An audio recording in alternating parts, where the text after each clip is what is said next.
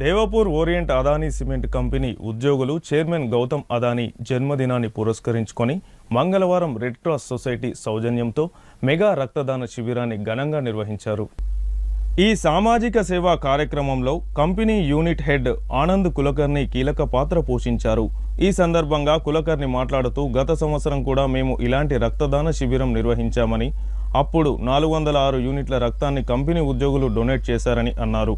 ఆ విశేష కృషికి గాను మా కంపెనీ గవర్నర్ నుండి ప్రత్యేక అవార్డును అందుకుందని సంతోషం వ్యక్తం చేశారు.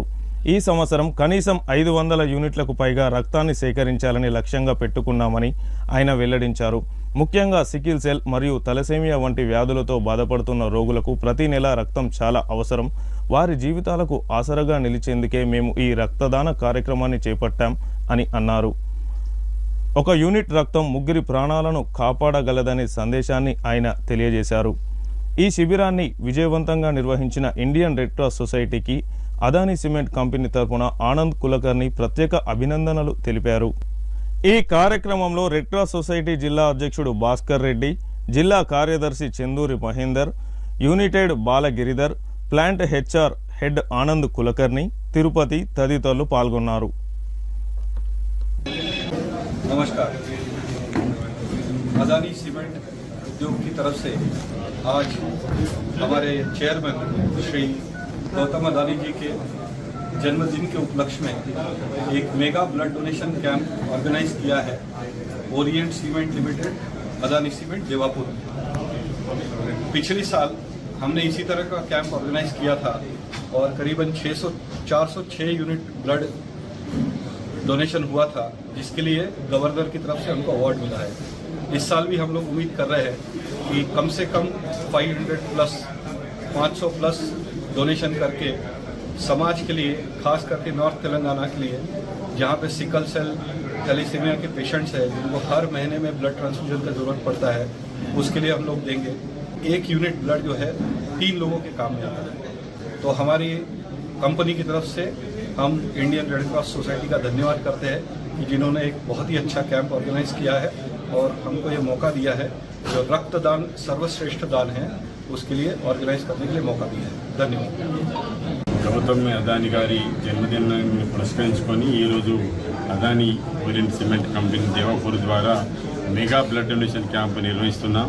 తలసీమియా సికిల్ సెల్ పేషెంట్స్ కానీ గవర్నమెంట్ హాస్పిటల్లో ఎవరైతే రక్త అవసరాల కొరకు జాయిన్ అవుతున్నారో వారందరికీ కూడా ఫ్రీగా రక్తం ఇవ్వడానికి Indian red cross society district branch Mancherial తరఫున సేవా కార్యక్రమం నిర్వహిస్తున్నాం. దానిలో భాగంగానే గత 24-25 సంవత్సరానికి ఓరియంట్ సిమెంట్ కంపెనీ ద్వారా అత్యధిక ఇన్స్టిట్యూషనల్ యూనిట్స్ కలెక్ట్ చేసినందుకు గాను గవర్నర్ వారి ద్వారా రాజ్భవన్లో మొన్న జూన్ 14 తారీఖు కూడా orient cement company appreciation award తీసుకోవడం జరిగింది.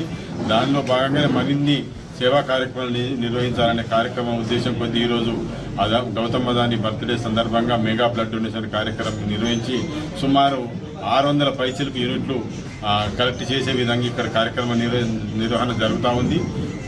మా టార్గెట్ ఏంటిదంటే 1000 యూనిట్స్ ఇక్కడ ఈ క్యాంపు ద్వారా కలెక్ట్ చేయాలి. ఈరోజు అదానీ గారి పుట్టినరోజు సందర్భంగా దేవాపూర్ సిమెంట్ ఫ్యాక్టరీలో ఉన్నటువంటి కార్మికులందరూ కూడా రక్తదానం చేస్తున్నారు. వారందరికీ కూడా ఇండియన్ రెడ్ క్రాస్ సొసైటీ జిల్లా శాఖ తరఫున శిరస్సు వంచి నమస్కరిస్తున్నాం.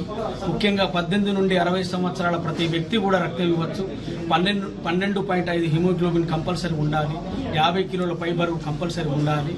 రక్తదానం చేయండి, ప్రాణదాతలు కండి అని ప్రతి ఒక్కరికి విజ్ఞప్తి చేస్తూ ఈ ప్రాంతంలో తలసీమియా సికిల్ సెల్ పిల్లలు, గర్భిణీ స్త్రీలకు, ముఖ్యంగా కిడ్నీ బాధితులకు, యాక్సిడెంట్ అయినటువంటి వారికి ప్రతి నెల 1000 ప్యాకెట్ల రక్తం ఇండియన్ రెడ్ క్రాస్ సొసైటీ బ్రాంచ్కి అవసరం పడుతుంది. కాబట్టి ఈ దేవాపూర్ కంపెనీ వారు ప్రతి సంవత్సరం కూడా రక్తదాన శిబిరాలు ఏర్పాటు చేసి ఎంతో మందికి ప్రాణాలు పోస్తున్నటువంటి ఒక గొప్ప సంస్థ ఇది. వారందరికీ కూడా మేము రెడ్ క్రాస్ సొసైటీ తరఫున ధన్యవాదాలు తెలుపుతూ, ముఖ్యంగా మా రెడ్ క్రాస్ సొసైటీ ద్వారా వృద్ధాశ్రమము మరియు తల్లిదండ్రులు లేని పిల్లల ఆశ్రమం కూడా ఉంది.